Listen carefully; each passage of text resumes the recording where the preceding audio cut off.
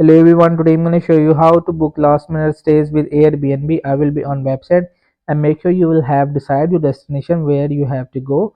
And like this one is like apartment in this destination, and it will cost on like 36 euro per night. And I will just tap on it and I will just show you how to book in the last minute, and you will just also get a 50% discount.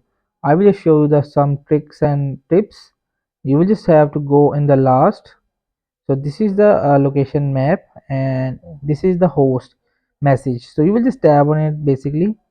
So you will just put your all the informations right over here, and after you will just logged in. When you just click on the message host, so here you will just have add a question. So I will just write the question like, I hope you are doing well. I'm interested in booking your place, but my budget is limited to 20 euros, and since it's a last minute stay, I was wondering if you could offer me a small discount to help me fit my budget.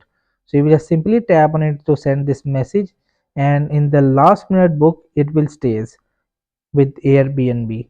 So hope this video helped you. Please don't forget to like and subscribe and get notified for more videos.